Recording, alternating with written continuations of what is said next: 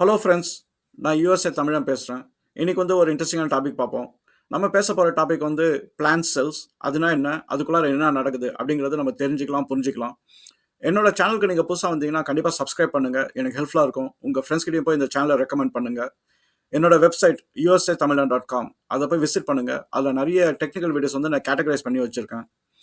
என்னோட வாட்ஸ்அப் லிங்கை வந்து நான் கீழே போடுறேன், அங்கே வந்து ஜாயின் பண்ணுங்கள். அங்கே தமிழ் சயின்ஸ் கம்யூனிட்டி வந்து பில்ட் ஆகிட்டுருக்கு. நீங்கள் நிறைய வந்து அங்கே வந்து கற்றுக்கலாம். உங்கள் கான்ட்ரிபியூஷன்ஸ் வந்து அதில் ரொம்ப இம்பார்ட்டண்ட். உங்ககிட்ட இருந்து நான் நிறைய கற்றுக்க வாய்ப்புகள் இருக்குது. சரி, நம்ம வீடியோக்குள்ளே போகலாங்களா? ஓகே.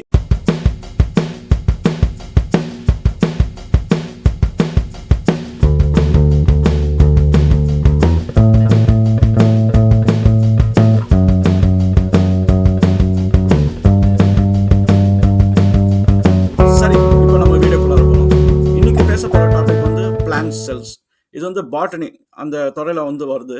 இது நம்ம சின்ன வயசில் படிச்சிருப்போம், ஒரு ஓவர் வியூ மாதிரி படிச்சிருப்போம். ஆனால் இதில் வந்து நிறைய டெப்த் இருக்குது.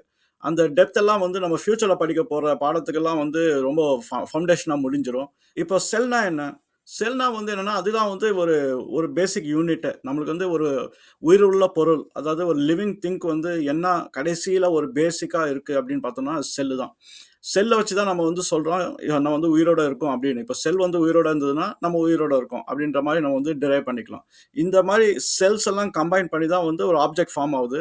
அது ஹியூமனாக இருக்கலாம், இல்லை ஒரு மிருகமாக இருக்கலாம். ஸோ இந்த கேஸில் வந்து நம்ம பார்க்க போகிறது வந்து பிளான்ட்ஸ். ஸோ இதனோட அடிப்படை ஸ்ட்ரக்சர்லாம் வச்சு தான் வந்து அந்த பிளான்ட்டுக்கே வந்து ஒரு ஷேப் கிடைக்குது. அப்புறம் பிளான்ட்ஸ் வந்து எவென்ச்சுவலி அது வந்து ஃப்ரூட் தரலாம், இல்லை வெஜிடபிள் தரலாம். இந்த மாதிரி நிறைய ஃபங்க்ஷனாலிட்டி வந்து இந்த செல் மூலியமாக தான் வந்து எல்லாமே நடக்குது.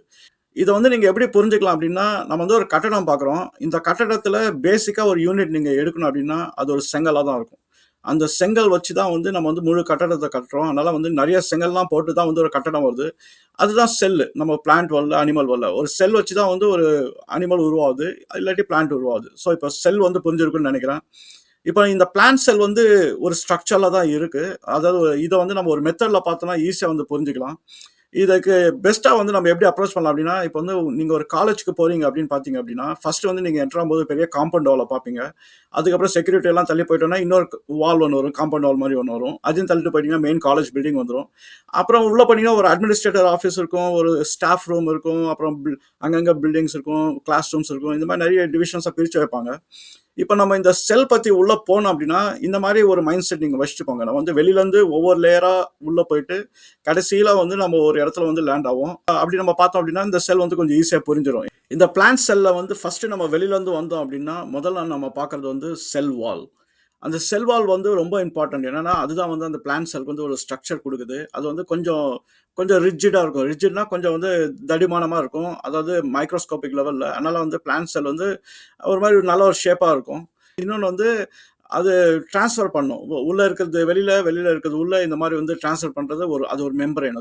இது வந்து செல்லுலாஸ் அப்படின்ற ஒரு மெட்டீரியலில் வந்து பண்ணியிருக்கு இந்த செல் வால். ஆனால் செல் மெம்பரேன்னு ஒன்று இருக்குது, அது வேறு. பட் பிளான்ட் செல் வந்து ஓவராலாக வந்து ஸ்ட்ரக்சரல் இன்டெகிரிட்டிக்காக வந்து அது வெளியில் வந்து இருக்குது. ஆனால் டேட்டா டிரான்ஸ்ஃபர் மாதிரி நம்மளுக்கு வந்து உள்ளே இருக்கிற கான்டென்ட் வெளியில் இருக்கிற கான்டென்ட் வந்து மாறி மாறி போயிட்டு இருக்கும் இந்த பிளான்ட் செல் வால் மூலியமாக. அடுத்து வர லேயர் வந்து என்னன்னா செல் மெம்பரைன். அதாவது செல் மெம்பரைன் வந்து நீங்க ஒரு முட்டையை உடைச்சிங்க அப்படின்னா அந்த ஓடு எடுத்துட்டோன்னே உள்ள வந்து ஒரு மெம்பரைன் இருக்கும். அதுதான் வந்து நெக்ஸ்ட் லேயர். அதெல்லாம் ரொம்ப தின்னா இருக்கும். அந்த மாதிரி தான் பிளான்ட் செல்லையும் பார்த்தீங்க அப்படின்னா ஒரு மேலே அந்த செல்வால் முடிச்சிட்டோன்னா அடுத்து வந்து தின்ன ஒரு மெம்பரைன் இருக்கும். அது வந்து செல் மெம்பரைன். இது வந்து ரொம்ப இம்பார்ட்டண்டான ஃபங்க்ஷன். இது நம்ம வந்து காலேஜ் கேம்பஸ் அது எக்ஸாம்பிள் எடுத்தோம்னா இதுதான் வந்து ஒரு செக்யூரிட்டி கார்டு மாதிரி. ஸோ யாருமே வந்து அவ்வளோ ஈஸியாக உள்ளே விடாது. அதே மாதிரி உள்ளே இருக்கிற மெட்டீரியல் வெளில விடாது.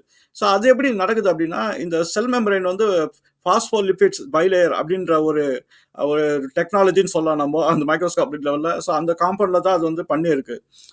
இந்த பாஸ்போலிபிட்ஸோட ஷேப் நீங்கள் பார்த்தீங்கன்னா அது வந்து ஒரு டயோடு மாதிரி தான் இருக்கும். டயோடு பார்த்தீங்கன்னா ஒரு ஹெட் ஒன்று இருக்கும், அப்புறம் 2 கம்பி இருக்கும். அது வந்து டெய்லுன்னு சொல்லலாம். இது வந்து பைபோலார் மெக்கானிசம் அது ஒர்க் பண்ணும். அது என்ன பைபோலார் அப்படின்னா ஹெட் வந்து ஒரு ஃபங்க்ஷனாலிட்டி, டெய்ல் வந்து இன்னொரு ஃபங்க்ஷனாலிட்டி. அதுதான் வந்து பைபோலார். அதாவது ஒரே இடத்துல 2 ஃபங்க்ஷனாலிட்டி. இந்த பாஸ்போலிபிட்ஸில் வந்து ஹெட் வந்து தண்ணி வந்து பிடிக்கும், அட்ராக்ட் ஆகும். ஆனால் டெய்ல் செக்ஷன் வந்து தண்ணி பிடிக்காது. தண்ணி அட்ராக்ட் ஆகிற செக்ஷன் வந்து ஹைட்ரோஃபிலிக் அப்படின்னு நம்ம சொல்லுவோம். தண்ணி அட்ராக்ட் ஆகாத செக்ஷன் வந்து ஹைட்ரோஃபோபிக் அப்படின்னு சொல்லுவோம். அதாவது ஒரு இடத்துல தண்ணி பிடிக்கும், ஒரு இடத்துல வந்து தண்ணி பிடிக்காது. ஏன் இந்த அரேஞ்ச்மெண்ட் அப்படின்னா இப்போ செல் இருக்குது அப்படின்னா செல்க்கு வெளியும் தண்ணி இருக்குது, செல்க்கு உள்ளாரையும் தண்ணி இருக்குது. ஸோ அதுதான் வந்து செல்லில் இருக்குது. ஸோ இப்போ வந்து நம்ம இந்த செல் மெம்பரேன் வந்து பாஸ்போலிபிட்ஸ் பைலேயர் அப்படின்னு நம்ம சொல்றோம். பைலேயர்னா 2 லேயர். அதாவதுன்னா இந்த பாஸ்போலிபிட்ஸ் வந்து 2 லேயரா இருக்கும் ஒண்ணுக்குன்னா. அது எப்படி இருக்கும் அப்படின்னா, நம்ம டயோடு வந்து இதுதான் ஹெட்னு வச்சுக்கலாம். நம்ம செகண்ட் டயோடு எடுக்கிறோம். 2 இடத்துலயும் வந்து இந்த கம்பிங்க வந்து இந்த டைரக்ஷன்ல பாயிண்ட் ஆயிருக்கு. நம்ம 2த்தையும் இப்படி ஜாயின் பண்ணிட்டோம் அப்படின்னா, ஸோ 2 சைடு வந்து ஹெட் வந்துச்சு.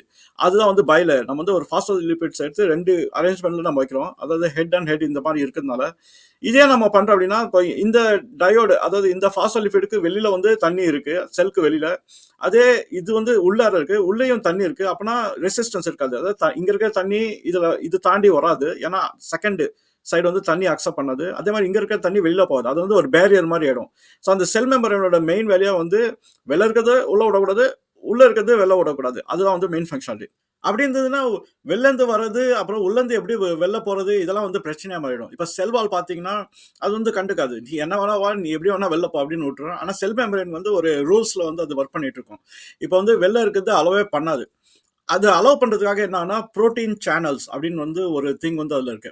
புரோட்டீன் சேனல் வந்து என்னன்னா நம்ம 2 மலைக்கு நடுவில் ஒரு சுரங்க பாதை இருக்கிற மாதிரி ஒரு பாதை அது. அந்த புரோட்டீன் சேனல்ஸ் வந்து நிறைய இடத்துல இருக்கும் செல் மெம்பரேன்ல. அந்த புரோட்டீன் சேனல் வச்சு தான் வந்து வெளியில இருக்கிறது உள்ள வர முடியும். அது என்ன வெளியில இருக்கிறது வர முடியும்னா இப்போ வந்து சுகர் சேர்த்துக்கலாம். இப்போ வந்து அயான்ஸ்னு ஒன்று இருக்கு. அது எல்லாமே வந்து அந்த புரோட்டீன் சேனலை கண்டுபிடிச்சு தான் வந்து செல்குள்ளார வந்து நுழையும். அது மட்டும் தான் ஒரே வழி. இது எதுவுமே வந்து உள்ள வராது. அதே மாதிரி வந்து செல்குள்ளால இருக்கிறது வெளியில வரணும் அப்படின்னா அதுவும் வந்து இதே புரோட்டீன் சேனல் வச்சு தான் வந்து வெளியில வரும். சில கண்டிஷன்ஸ் வந்து இதுல இருக்கு. இந்த புரோட்டீன் சேனல்ஸோட ஒரே கண்டிஷன் வந்து என்னன்னா அது வந்து போலார் மாலிகல்ஸா இருக்கணும், அது ஹைட்ரோபோபிக் மாலிகல்ஸா இருக்கணும். இது மட்டும் தான் வந்து அலோவ் பண்ணும். சுகர் அண்ட் அயான்ஸ் வந்து அந்த கேட்டகரியில வரதுனால வந்து இந்த புரோட்டீன் சேனல் வழியா வந்து உள்ள வந்துடும். அதுக்கப்புறம் உள்ள இருக்கிறதும் வெளியில போயிடும். அது வந்து போலார் ஹைட்ரோபோபிக் மெட்டீரியலா தான் இருக்கணும், மாலிகல்ஸா தான் இருக்கணும். அதுதான் மட்டும் தான் வந்து புரோட்டீன் சேனல் வந்து யூஸ் பண்ணும். இது வந்து ஒரு டனல் மாதிரி யூஸ் பண்ணிக்கும். ஏன்னா செல் மெம்பரேன் வந்து எல்லாத்தையும் பிளாக் பண்ணிடும். ஆனால் நான் போலார் மாலிகூல்ஸ் ஒன்று இருக்கு. அந்த மாலிகூல்ஸ் வந்து என்னன்னா அது வந்து oxygen and carbon di oxide. அது வந்து நான் போலார் ஹைட்ரோபோபிக் மாலிகூல்ஸ். இது வந்து என்ன பண்ணும் அப்படின்னா அதுக்கு வந்து புரோட்டீன் சேனல் வந்து யூஸ் பண்ணாது. அது செல் மெம்பரேன்ல வந்து ஃப்ரீ பாஸ். அது வந்ததுன்னா அது மாதிரி உள்ள வந்துடும், வெளில போயிடும். ஸோ இதுக்கு மட்டும் ஒரு எக்ஸப்ஷன் என்னன்னா இது வந்து நான் போலார் ஹைட்ரோபோபிக் மாலிகூல்ஸ் அப்படின்னு வந்து சொல்லுவோம். ஸோ இப்போ வந்து செல் மெம்பரேனோட முக்கியமான வேலை வந்து தெரிஞ்சு போச்சு. செல் மெம்பரேன் தான் வந்து ஒரு பெரிய செக்யூரிட்டி சிஸ்டம். அந்த செக்யூரிட்டி சிஸ்டம் இருக்கிறதுனால தான் வந்து வெளியே உள்ளே வந்து அந்த ஒரு கண்ட்ரோல் மெக்கானிசம் இருக்கு. பிளான்ட் செல்குள்ளார இருக்குது, உள்ள இருக்கு. பிளான்ட் செல்லுக்கு வெளியில இருக்குது, வெளியில இருக்கு. அந்த புரோட்டீன் சேனல் வச்சு தான் வந்து எது இருந்தாலும் வந்து பாஸ் பண்ண முடியும். அது வந்து எல்லாமே பாஸ் பண்ண முடியாது. அது போலார் மாலிகல்ஸ் மட்டும் தான் வந்து அலோவ் பண்ணும். அதனால செல் மெம்பரேன் தான் இருக்கிறதுலே வந்து ஒரு பெரிய ஒரு இம்பார்ட்டன்டான ஒரு ஸ்ட்ரக்சர் இந்த பிளான்ட் செல்லே. இந்த செல் வால், செல் மெம்பரேன் இது ரெண்டுத்தையும் தாண்டி உள்ள போயிட்டீங்க அப்படின்னா அந்த செல் ஃபுல்லா வந்து சைட்டோபிளாசம் அப்படின்றது ஃபுல்லா இருக்கும். சைட்டோபிளாசம்ன்றது ஒரு லிக்விட். அது பேர் வந்து சைட்டோசால் அப்படின்னு வந்து சொல்லுவோம். அந்த சைட்டோசால் தான் வந்து ஃபுல்லா வந்து ஃபில் பண்ணி வச்சிருக்கு. அதுதான் வந்து எல்லா ஸ்ட்ரக்சரும் வந்து மிதந்துன்னு இருக்கு. இது வந்து நம்ம ஒரு ஜெல்லி மாதிரி நினைச்சுக்கலாம். இந்த ஜெல்லியில வந்து நம்ம அங்கங்க ஸ்ட்ராபெரிஸ் அந்த மாதிரி வைப்போம். அந்த மாதிரி ஃபுல் ஜெல்லியா வந்து அது வந்து சுத்திட்டு இருக்கும். ஆனா இதுக்கு வந்து ஒரு பெரிய ரோல் இருக்கு. என்னன்னா இந்த சைட்டோபிளாசம் வந்து ஒரு மாதிரி ஃப்ளூயிடா இருக்கிறதுனால வந்து அதுதான் வந்து அந்த ஸ்ட்ரக்சரே வந்து கொடுக்குது அந்த செல்லுக்கு. இப்போ உதாரணத்துக்கு வந்து ஒரு பலூன் எடுத்துக்கலாம். அந்த பலூனுக்கு வந்து ஷேப் வந்து நம்ம எப்படி கொடுக்குறோம் அப்படின்னா காத்து ஊதுறதுனால தான்.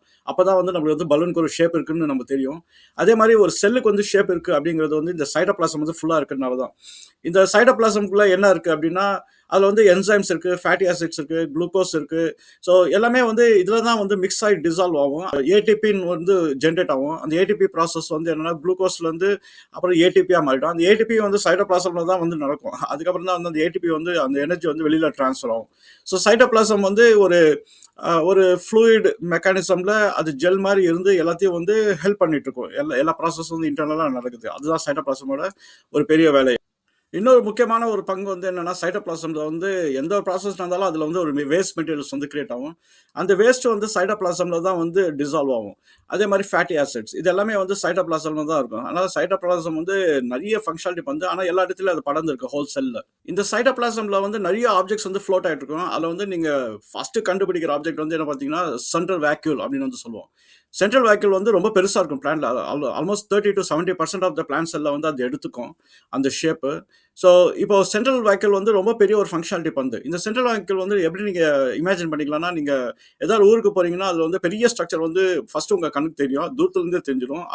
அதுதான் சென்ட்ரல் வேக்கிள் அப்படின்னு வச்சுக்கலாம். ஏன்னா அதுதான் இருக்கிறதுல ரொம்ப பெருசாக இருக்கும். இப்போ இந்த சென்ட்ரல் வேக்கிள் வந்து 2-3 ஃபங்க்ஷனாலிட்டி அது பண்ண அது அவசியம் தேவை. ஒன்று வந்து அது ஒரு டர்கர் ப்ரெஷர் அப்படின்னு ஒன்று கிரியேட் பண்ணும். அது என்ன டர்கர் ப்ரெஷர் அப்படின்னா, நீங்க வந்து ஒரு பிளான்ட்ட பார்த்தீங்க அப்படின்னா, அந்த லீவ்ஸ் எல்லாம் வந்து கரெக்ட்டா ஸ்டிஃப்பா நிக்கும். இப்போ ஒரு பூ இருந்ததுன்னா, அந்த பூவும் வந்து கரெக்ட்டா நிக்கும். நம்மளுக்கே ஆச்சரியமா இருக்கும். இவ்ளோ சின்ன காம்புல வந்து பூ வந்து எப்படி கரெக்ட்டா நிக்குது, ஸ்டெடியா நிக்குது. ஏன்னா காம்பு வந்து சின்னதா இருக்கும். ஆனா பூ வந்து ஸ்டெடியா நிக்கும். அதே மாரி லீவ்ஸ்ன்னு பார்த்தீங்கன்னா, ஒரு சின்ன தண்டுல வந்து லீவ்ஸ் வந்து அப்படியே வெறப்பா அப்படி நிக்கும். அதுக்கு காரணம் வந்து அந்த செல்ல இருக்கிற டர்கர் பிரஷர் தான். அதுதான் வந்து அந்த பிரஷர் குடுத்து அந்த செல் மெம்பரேனும் செல்லையும் வந்து ஒட்ட வைக்கும். அதனால வந்து என்னன்னா, அது ஒரு பிரஷர்ல வந்து நின்னுட்டு இருக்கு. அந்த டர்கர் பிரஷர்னால தான் வந்து அந்த பிளான்ட்ஸ் எல்லாம் வந்து அந்த மாரி வந்து ஸ்டிஃப்பா நின்னுட்டு இருக்கு. இதே வந்து பிளான்ட் வந்து ஒரு மாரி செத்து போகுதுன்னு வச்சுக்கங்களேன், அப்ப பார்த்தீங்கன்னா எல்லாமே வந்து அப்படியே சொங்கி போயிடும். அப்பன்னா என்னன்னா, அந்த டர்கர் பிரஷர் வந்து கம்மியாயிடுச்சுன்னு அர்த்தம். அதனால தான் அந்த லீவ்ஸ்னால வந்து எந்திரிச்சு இப்படி நிக்க முடியாது.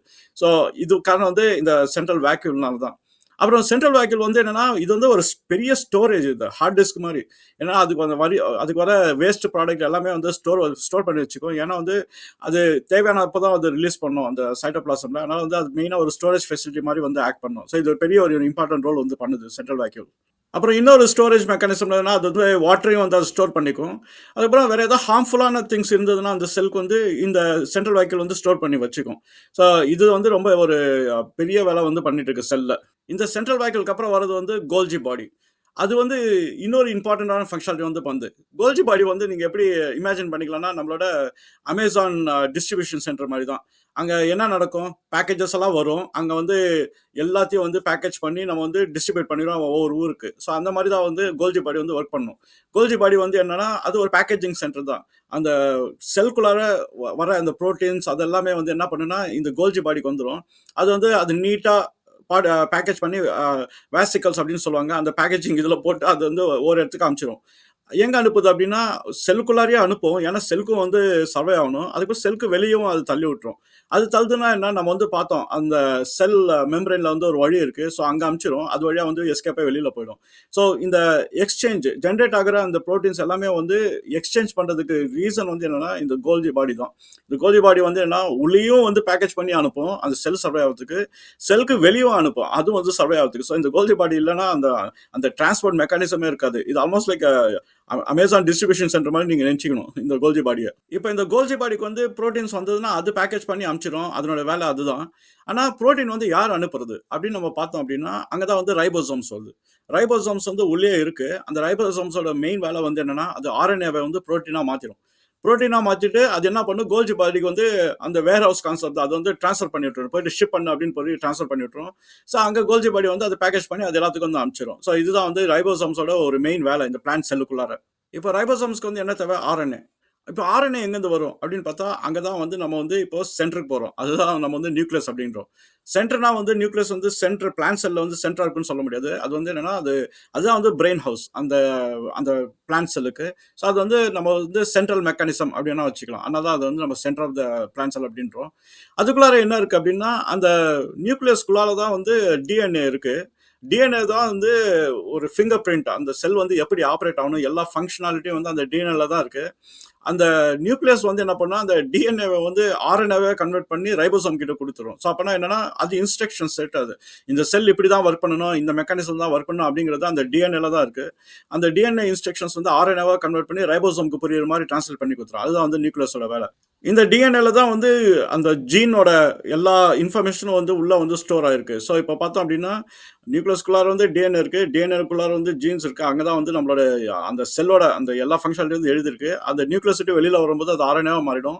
அந்த ஆர்என்ஏ வந்து ரைபோசோம்க்கு போகுது. ரைபோசோம் வந்து என்ன பண்ணும், அந்த ஆர்என்ஏ வந்து கன்வெர்ட் பண்ணி நம்மளோட கோல்ஜி பாடிக்கு அனுப்பிச்சிடும். கோல்ஜி பாடி என்ன பண்ணும், அதை பேக்கேஜ் பண்ணி அங்கங்க அனுப்பிச்சிடும். சரி, இப்போ இதெல்லாம் நடக்கும்போது இந்த செல்லுக்கு வந்து ஏதோ ஒரு இடத்துல வந்து நம்மளுக்கு வந்து எனர்ஜி வேணும். இதெல்லாம் இந்த ஃபங்க்ஷனாலிட்டி எல்லாம் பண்ணி ஆப்ரேட் ஆகிறதுக்கு. அந்த எனர்ஜி எங்கேருந்து வரும் அப்படின்னா, அதுக்கும் 2 பார்ட் இருக்கு. ஒன்று வந்து மைட்டோகாண்ட்ரியா ஒன்று இருக்கு. அதுக்கப்புறம் வந்து குளோரோபிளாஸ்ட் அப்படின்ற 2 காம்போனன்ட் வந்து வருது. மைட்டோகாண்ட்ரியா வந்து என்னன்னா, அதனோட மெயின் சோர்ஸ் வந்து என்னன்னா சன்லைட் தான். சன்லைட்லேருந்து அந்த எனர்ஜி எடுத்து, ஃபோட்டான்ஸை எடுத்து, அது வந்து ஏடிபியா வந்து கன்வெர்ட் பண்ணிடும். அதுதான் வந்து மைட்டோகாண்ட்ரியாவோட வேலை. குளோரோபிளாஸ்ட் வந்து என்ன பண்ணும் அப்படின்னா, அதே சன்லைட்டை வந்து எடுத்து கார்போஹைட்ரேட்ஸா வந்து மாத்திரும். ஸோ மைட்டோகாண்ட்ரியாக்கு வந்து ஒரு வேலை, குளோரோபிளாஸ்ட்டுக்கு வந்து ஒரு வேலை. ஆனா 2ம் கிட்டத்தட்ட சன்லைட்டை வச்சு யூஸ் பண்றதால அது ஒரே மாதிரியா தான் ஃபங்க்ஷன் பண்ணி நம்ம சொல்லிடலாம். ஸோ இது 2மே வந்து கார்போஹைட்ரேட்ஸ், அதுக்கப்புறம் எனர்ஜி ஏடிபி, இது ரெண்டுத்தையும் தூக்கி நம்மளோட ஃபர்ஸ்ட் அந்த சைட்டோபிளாசம்ல வந்து தூக்கி போட்டுரும். குளோரோபிளாஸ்ட்ல தான் வந்து ஒரு முக்கியமான ஒரு பார்ட்டே ஒன்று இருக்கு. அது வந்து என்னன்னா குளோரோஃபில் அப்படின்னு வந்து நம்ம சொல்லுவோம். இந்த குளோரோஃபில் வந்து நீங்க நிறைய டைம் கேள்விப்பட்டிருப்பீங்க. ஏன் வந்து பிளான்ட் பச்சை கலர்ல இருக்குன்னா அதுக்கு ரீசன் குளோரோஃபில் அப்படின்னு வந்து சொல்லுவோம். ஆனா குளோரோஃபில்ல வந்து ரீச் பண்றதுக்கு நம்ம நிறைய லேயர்ஸ் தாண்டி தான் உள்ள வர முடியும். இந்த குளோரோஃபில் வந்து குளோரோபிளாஸ்டுக்குள்ளார தான் இருக்கு.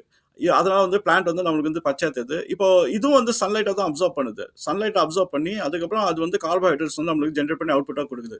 இப்போ சில செல்ஸ்ல பாத்தீங்கன்னா குளோரோபிளாஸ்ட் வந்து ஒரு நிறைய இருக்கலாம். அதாவது ஒன்னுல ஆரம்பிச்சு 30, 40 கூட இருக்கலாம். ஸோ இது பிளான்ட் பொறுத்து இருக்கு. ஒவ்வொரு பிளான்ட்டுக்கு வந்து நம்ம குளோரோபிளாஸ்ட் வந்து கம்மியா இருக்கலாம், நிறைய இருக்கலாம். இந்த மாதிரி கன்ஃபிகரேஷன் வந்து உள்ள சுத்தி ஆனா நிறைய இருக்கும். ஏன் நம்மளுக்கு வந்து இந்த லீவ்ஸ் எல்லாம் பச்சை கலர்ல தெரியுதுன்னா அந்த செல்ல வந்து அவ்வளவு இருக்கு குளோரோபிளாஸ்ட். அதனால வந்து அதுதான் டாமினன்ட் கலரா வந்து நம்மளுக்கு வந்து தெரியுது. நம்ம இந்த குளோரோபிளாஸ்ட் அதுக்கப்புறம் மைட்டோகாண்ட்ரியா தாண்டி வந்துட்டோம்னா அதுக்கப்புறம் ரெண்டு தான் இருக்கு. சைட்டோஸ்கெலிட்டன் அப்படின்னு சொல்லுவோம், அப்புறம் சென்ட்ரோசோம்ஸ் ஒன்று சொல்லுவோம். சைட்டோஸ்கெலிட்டன் வந்து என்னன்னா அது வந்து ஒரு ஸ்ட்ரக்சரல் மெட்டீரியல். அது அது அங்கங்க வந்து ஒரு ஃபிலமெண்ட் மாதிரி ஒரு டியூப் மாதிரி சுத்திக்கிட்டு இருக்கும், வைண்டிங் மாதிரி. அது வந்து என்னன்னா இந்த செல்லோட ஸ்ட்ரக்சரை வந்து கொஞ்சம் ரோபஸ்டா வைக்கும். அதுதான் வந்து அந்த சைட்டோஸ்கெலிட்டன் அப்படின்னு சொல்லுவோம். நம்ம பாடியில வந்து எலும்பு கூடு இருக்கிற மாதிரி அங்கங்க போன்ஸ் இருக்கிறதுனால நம்ம வந்து கரெக்டா வந்து ஒரு ஒரு கன்ஃபிகரேஷன்ல இருக்கும். அந்த மாதிரி பிளான்ட்ஸ்க்கு அது ஹெல்ப் பண்ணுது. சென்ட்ரோசோம்ஸ் தான் வந்து இந்த மைட்டாசிஸ் அப்படின்ற ப்ராசஸ்க்கு வந்து அது ஹெல்ப் பண்ணுது. மைட்டாசிஸ்னா வந்து என்னன்னா செல்லை வந்து டிவைட் பண்ணிக்கிட்டே இருக்கும். அதாவது ஒரு செல் வந்து ரெண்டு செல்லா மாறிடும். அந்த ப்ராசஸை வந்து இனிஷியேட் பண்ணுறது வந்து இந்த சென்ட்ரோசோம்ஸ் தான். அது டிவைட் ஆச்சுன்னா அது ரெண்டுமே ஈக்குவல் பார்ட்ஸா வந்து மாறிடும். அதோட இன்ஸ்ட்ரக்ஷன்லாம் வந்து நம்ம நியூக்ளியஸ் அந்த டிஎன்ஏ கன்ஃபிகரேஷன் வந்து வெளில வந்துடும். ஸோ அந்த பிளே புக் யூஸ் பண்ணி அதை அப்படி வந்து மைட்டாசிஸ் ப்ராசஸ் வந்து அண்டர்கோ பண்ண அதனோட வேலை தான் வந்து சென்ட்ரோசோம்ஸ் வந்து பண்ணிட்டு இருக்கு. இப்போ நம்ம பிளான்ட் செல்ல பார்த்த ஒவ்வொரு விஷயமும் வந்து என்னன்னா ஒவ்வொரு பெரிய டாபிக். அது அது ஒன்னொன்னுக்கு தனித்தனி வீடியோவே போடலாம் அது. ஆனால் நம்ம மேலோட்டமாக வந்து கொஞ்சம் டெப்த்தாக வந்து பார்த்தா என்னென்ன இருக்குது மேஜர் பார்ட்ஸ் அப்படின்னு. ஸோ இதுக்கு மேலே வந்து உங்களுக்கு ஸ்பெசிஃபிக்காக எதாவது பார்ட்டுன்னா நீங்கள் வந்து கமெண்ட்ஸில் போடுங்க. அதை பற்றி நம்ம டீட்டெயிலாக வந்து உள்ளே போய் பார்ப்போம். சரி, இந்த வீடியோவில் நீங்கள் புரிஞ்சுக்கிட்டதை வச்சு நான் ஒரு கொஸ்டின் கேட்குறேன். உங்களுக்கு பதில் தெரிஞ்சால் நீங்கள் வந்து கமெண்ட்ஸில் போடுங்க. நம்ம பிளான்ட் செல்ஸ் பற்றி புரிஞ்சுக்கிட்டோம். இப்போ உலகத்தில் வந்து நிறைய பிளான்ட்ஸ் இருக்குது, நிறைய வெரைட்டி எல்லாம் இருக்குது. கடலுக்கு மேலே இருக்குது, கடலுக்கு கீழே எல்லாம் இருக்குது. இப்போ பிளான்ட் செல்ஸ் வந்து எல்லாத்துக்கும் ஒரே மாதிரியா தான் இருக்குமா? இப்போ அதுல கொஞ்சம் கொஞ்சம் வித்தியாசங்கள் இருக்குமா? அந்த வித்தியாசங்கள் இதெல்லாம் என்ன வித்தியாசங்கள்? எதுக்காக அந்த வித்தியாசங்கள்? இதெல்லாம் வந்து உங்களுக்கு தெரிஞ்சது அப்படின்னா கமெண்ட்ஸ்ல போடுங்க. நம்ம ஒரு நல்ல கான்வர்சேஷன் எடுத்துட்டு போகலாம். நான் இப்போ இந்த பிளான்ட் செல்ஸ் வந்து குழப்பாம உங்களை நான் வந்து எக்ஸ்பிளைன் பண்ணியிருக்கேன்னு நினைக்கிறேன். என்னோட சேனல் உங்களுக்கு பிடிச்சிருந்தா கண்டிப்பா சப்ஸ்கிரைப் பண்ணுங்க. உங்க ஃப்ரெண்ட்ஸ் கிட்டே போய் இந்த சேனலை ரெக்கமெண்ட் பண்ணுங்க. என்னோட வாட்ஸ்அப் லிங்க்லயும் வந்து ஜாயின் பண்ணுங்க. அங்க உங்களோட கான்ட்ரிபியூஷன்ஸ் வந்து ரொம்ப இம்பார்ட்டன்ட். நம்ம அடுத்த வீடியோல இன்னொரு இன்ட்ரெஸ்டிங்கான டாபிக்ல பார்ப்போமா? பாய்.